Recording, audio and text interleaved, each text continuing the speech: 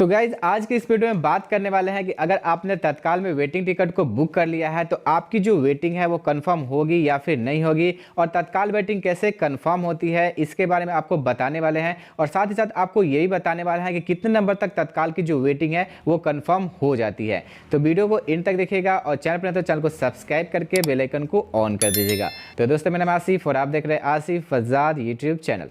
तो दोस्तों चलिए वीडियो को शुरू करते हैं। तो गाइस, जैसा कि हम सब जानते हैं कि तत्काल में कंफर्म टिकट बुक करना काफ़ी मुश्किल होता है। जब भी हम कोई तत्काल टिकट को बुक करते हैं तो हमारा जो टिकट है वो कभी कभी पेमेंट फेल हो जाता है या पेमेंट फंस जाता है या फिर वेटिंग में बुक हो जाता है। बहुत ही मुश्किल से हमें जो है कंफर्म सीट मिल पाता है। तो आज की इस वीडियो में आपको बताने वाले हैं कि अगर आपने तत्काल में कोई टिकट को बुक किया है और वो वेटिंग में बुक हो गया है तो वो आपका जो टिकट है वो कंफर्म होगा या फिर नहीं होगा। तो सबसे पहले हम बात कर लेते हैं कि अगर आपने तत्काल में कोई वेटिंग टिकट को बुक कर लिया है तो आपको भी पता होगा कि तत्काल की जो वेटिंग है वो बहुत कम कंफर्म होता है। मतलब सबसे पहले अगर हम बात करें वेटिंग लिस्ट में तो सबसे पहले जो वेटिंग होता है वो आरएसी होता है, उसके बाद जीएनडब्ल्यूएल होता है, उसके बाद आरएलडब्ल्यूएल होता है, उसके बाद पीक्यूडब्ल्यू होता है। तो जब ये सब वेटिंग कंफर्म हो जाती है उसके बाद अगर सीट बचता है तब तत्काल की वेटिंग को कंफर्म की जाती है। तत्काल वेटिंग कंफर्म होने का एक और चांस होता है कि अगर तत्काल में कोई टिकट को कैंसिल करता है कंफर्म सीट को, तब आपकी जो तत्काल की वेटिंग है वो कंफर्म होती है। तो हमें भी पता होता है कि अगर तत्काल में जो कोई कंफर्म टिकट बुक कर लिया है तो वो कैंसिल नहीं करेगा। अगर वो कैंसिल करता है तो उसकी जो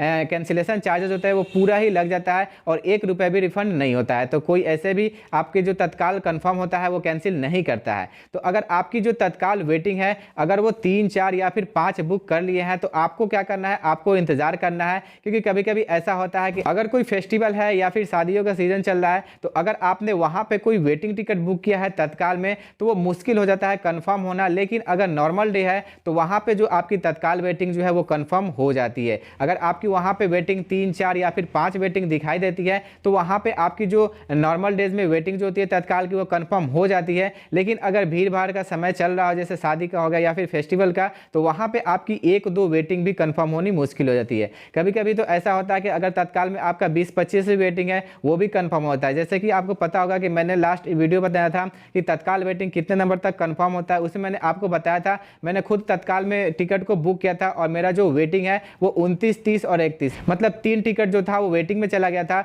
और वो भी वेटिंग कितना 29, 30 और 31 वेटिंग था और वो भी मेरा जो टिकट है वो कंफर्म हो गया। तो मतलब तत्काल में मेरी जो टिकट है वो 29, 30, 31 वेटिंग तक भी कंफर्म हो गया था। लेकिन ऐसा कभी कभी होता है और इसको चमत्कार भी आप समझ सकते हैं, सबके साथ ऐसा नहीं होता है। अगर आपकी किस्मत अच्छी है तो आपकी भी अगर 15, 20 या फिर 10, 15 अगर वेटिंग है तत्काल में तो कंफर्म हो सकता है। लेकिन ज़्यादातर चांस होती है कि अगर आपके जो तत्काल की जो वेटिंग है वो जल्दी कंफर्म नहीं होती है। लेकिन 1-2 वेटिंग है तो आपको इंतजार करना चाहिए, आपकी जो वेटिंग टिकट है वो कंफर्म हो सकती है।